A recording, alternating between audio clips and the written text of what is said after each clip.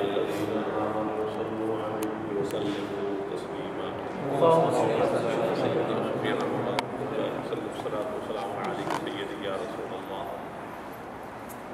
یہ سورہ آل عمران شریف کوئی بھی لاؤ، سورہ آل عمران شریف بھی مدنی ہی ہے.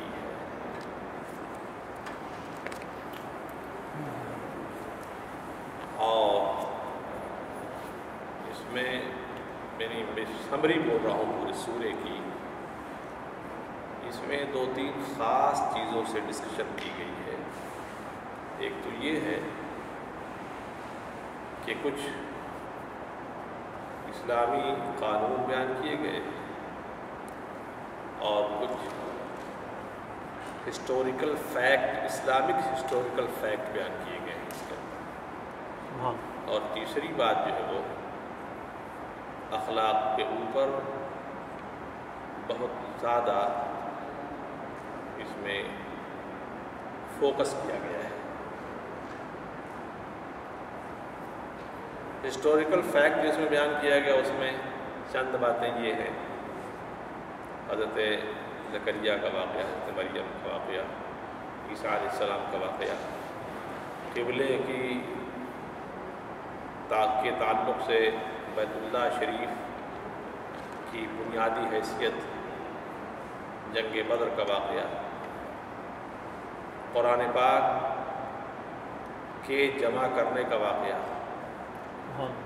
اور اخیر میں قرآن کی جو سورہ آل عمران کی جو آخری آیتیں ہیں چند، وہ بڑی ہی طرز انگیز ہیں. اس کو میں اگر ترجمہ کر دوں تو روح جو ہے سرشار ہو جائے.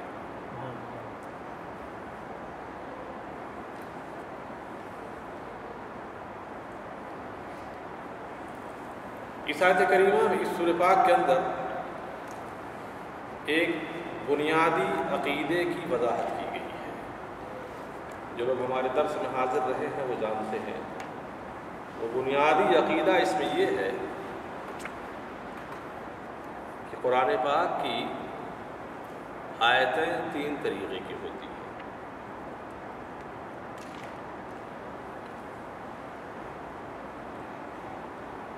محکمات،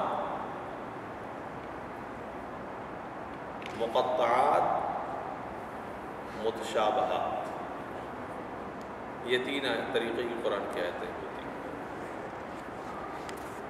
مقطعات وہ آیتیں ہیں کہ جن کا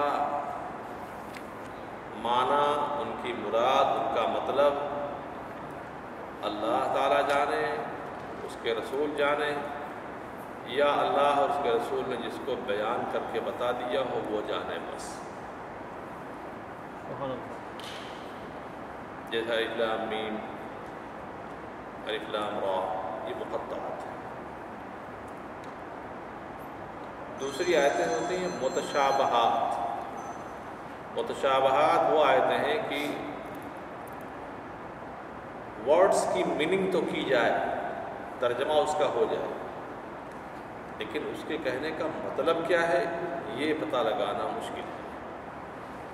اس کے تعلق سے پھر قرآن نے خود ہی کہہ دیا ہے کہ متشابہات آیتوں کے پیچھے جو لوگ پڑھتے ہیں دراصل ان کے دلوں کے اندر کجی ہے. کجی کا مطلب کیا؟ ٹیڑھا پنی ہے. وہ اسلام میں فتنہ چاہتے ہیں، اس بنیاد پر وہ متشابہ آیتوں کے چکر میں پڑھتے ہیں. ظاہر سی بات ہے جب ایک چیز کا کوئی مطلب کلیئر ہو ہی نہیں پا رہا ہے اور آدمی اس کے چکر میں پڑے تو سوائے اس کے کہ گمراہی پیدا ہوگی اور کیا ہوگا، اس کو گمراہ ہو جائے گا. تو کہتے ہیں کہ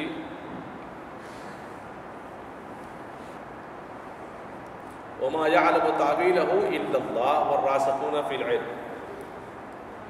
اللہ جانتا ہے اور اللہ کی عطا سے جن کو اللہ تعالیٰ نے علم کا رسوخ عطا فرمایا ہے وہ جانتے ہیں. وہ یہ کہتے ہیں قُولُونَ آمَنَّا بِهِ كُلٌّ مِّنْ عِندِ رَبِّنَا. اور یہی حق ہے کہ قرآن پاک کے جتنے بھی احکام ہیں سمجھ میں آئے تو اور نہ سمجھ میں آئے تو ہم کو کیا کہنا ہے؟ آمنا بہ کل من عند ربنا، ہم اس پر ایمان لائے اور سب اللہ کی طرف سے بے شک یہ مسئلہ بیان کرتے ہیں۔ لہذا متشابہ آیتوں کے چکر میں نہیں پڑنا چاہیے۔ جیسے قرآن پاک کی آیت میں بہت ساری اللہ کے لیے ہاتھ کہا گیا ہے، چہرہ کہا گیا ہے، یہ سب آیتیں متشابہات کی ہیں۔ ید عربی میں ید کہتے ہیں ہاتھ کو، تو ید کا مطلب، ید کی میننگ تو ہم کر لیں گے کہ ہاتھ، وجہ معنی چہرہ، فیس، اس کی میننگ تو ہم کر لیں گے کہ چہرہ، لیکن اس کا مطلب کیا ہے؟ ید اللہ، اللہ کا ہاتھ، اللہ کا ہاتھ کیا مطلب؟ لہذا کیا کہا؟ آمنا بہ کل من عند ربنا، ہم اس پر ایمان لاتے ہیں، اللہ کا ہاتھ ہے، ہم نہیں جانتے کیسا ہے۔ اللہ کا ہاتھ ہے، ہم نہیں جانتے کیسا ہے، ہماری طرح نہیں ہے، بس اتنی سی بات ہے۔ میری بات سمجھ میں آئی کہ سمجھ میں آئی؟ اللہ کا چہرہ ہے، ہم نہیں جانتے کیسا ہے، مگر ہے، اس لیے کہ قرآن کہتا ہے۔ لہذا ہم کو کیا کہنا ہے؟ آمنا بہ کل من عند ربنا، ہم اس پر ایمان لاتے ہیں، ہر ایک سب کچھ ہمارے رب کی طرف سے ہے بس۔ تو جو لوگ آیت متشابہ کے چکر میں پڑھ کر کے گمراہ ہو جاتے ہیں ایسے، اسی لیے عقیدہ طحاویہ کے اندر اس کی بڑی تفصیلی بحث کی گئی، جتنی عقائد کتابیں ہیں اس میں بڑی تفصیلی بحث کی گئی۔ پھر اس کے بعد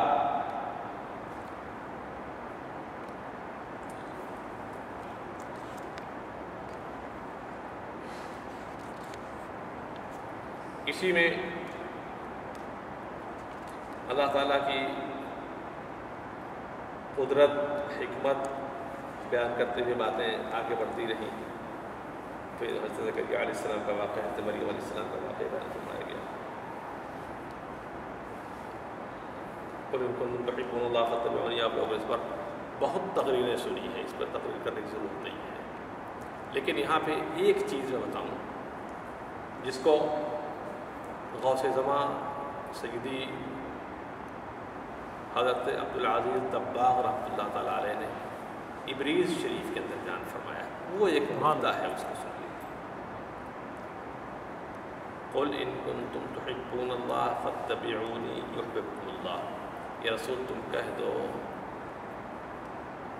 اگر تم اللہ سے محبت کرو گے، دعویٰ کرتے ہو کہ تم اللہ سے محبت کرتے ہو، فاتبعونی، میری اتباع کرو، یحببکم اللہ، اللہ تم سے محبت فرمائے۔ سبحان اللہ۔ اب یہ سمجھیں، آپ دیکھیں، ایک چیز ہے اس کو کہتے ہیں حادث، ایک چیز اس کو کہتے ہیں قدیم،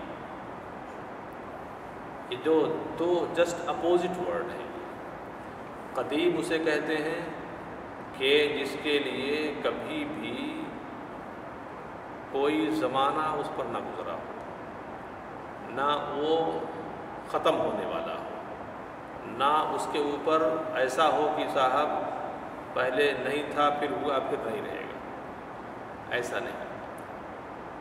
یعنی آپ اپنی زبان میں چلتے پھرتے آپ یہ کہہ سکتے ہیں کہ فار ایور کا ترجمہ کسی حد تک اس کا ہوتا ہے، ایک ورڈ اور بھی ہے لیکن میرے دماغ میں سب نہیں آ رہا ہے انگلش میں، فار ایور آپ کہہ سکتے ہو اس کو۔ اور حادث اس کے جیسا اپوزٹ ہوتا ہے، حادث اسے کہتے ہیں کہ پہلے نہیں تھا پھر ہے پھر نہیں رہے گا، دو نہیں کے بیچ میں ایک ہاں، یہ حادث ہے، اور جس کے ہاں نہیں ہے ہی نہیں وہ قدیم ہے۔ سبحان اللہ، ہے نا؟ اتنی بات سمجھ میں آ گئی آپ لوگ؟ تو پوری دنیا جو یہ حادث ہے، اللہ کے علاوہ ہر چیز حادث ہے، صرف اللہ قدیم ہے، بس صرف اللہ قدیم ہے، اس کے علاوہ ہر چیز حادث ہے۔ ہم اپنے وجود میں اللہ کے محتاج، اللہ کسی کا محتاج نہیں ہے، اللہ کسی کا محتاج نہیں ہے۔ ہم فانی ختم ہو جائیں گے، وہ باقی ہمیشہ رہنے والا ہے نا۔ ہم کثافت کا مجموعہ ہیں، خون، پانی، ہوا، مٹی، آگ، یہ سب ہماری خلقتوں میں داخل ہے. ہماری باڈی جو ہے نا اس میں سب چیز ہے، آگ بھی ہے، پانی بھی ہے، مٹی بھی ہے، ہوا بھی ہے، بلغم بھی ہے، صفرا بھی ہے، خون بھی ہے، الیکٹریسٹی بھی ہے، سب کچھ ہماری باڈی کے اندر ہے. پہلے تو 4 مادے بیان کیے گئے تھے، اب تو 50 مادے بیان کیے ہیں موجودہ دور کے سائنسدان. تو ہم فانی ہیں، ہم باقی رہنے والے نہیں ہے نا. ہماری اتنی کمزوریاں اور وہ اتنا قوی، ہماری اتنی کمزوریاں اور وہ اتنا قوی. اتنی بات سمجھ میں آ گئی. اب ترجمہ سن کے سوچیے اس کو. قل، یہ رسول کہہ دیے، ان کنتم تحبون اللہ، اگر تم اللہ سے محبت کرتے ہو، فاتبعونی، تو میری اتباع کرو، یحببکم اللہ، اللہ تم سے محبت فرمائے گا. وہ قدیم ہو کر کے ہم سے محبت کرے، وہ بے نیاز ہو کر کے ہم سے محبت کرے، ہم اس کے محتاج ہیں. وہ باقی رہنے والا ہم سے محبت کرے، ہم فانی ہیں. وہ اس کی ذات مستغنی، ہر چیز سے مستغنی ہے، بے نیاز ہے اور ہر چیز کے محتاج ہے. ہماری احتیاج دیکھیے، ہماری محتاجگی دیکھیے، ہماری ضرورت دیکھیے، ہماری کمزوری دیکھیے، اس کی قوت دیکھیے. لیکن اس کے باوجود کہتا ہے کہ یحببکم اللہ، وہ اتنا قوی ہو کر کے ہم سے محبت فرمائے گا. سبحان اللہ، سبحان اللہ. دیکھ رہے ہیں ہم حادث ہیں، وہ ہم سے محبت کریں. حق یہ ہے کہ ہم اس سے محبت کریں. بے شک. ہم محتاج ہیں، محتاجلے سے محبت کیا کرتا ہے، بے شک. کمزور طاقتور سے محبت کیا کرتا ہے، جس کو ضرورتیں ہوتی ہیں ضرورت والے سے محبت کیا کرتا ہے. بے شک. لیکن یہ عجیب سی بات ہے، فاتبعونی، رسول کی اتباع کرو تو یحببکم اللہ، اللہ تم سے محبت کرنے لگے. کیا بات ہے. بات سمجھ میں آ رہی ہے؟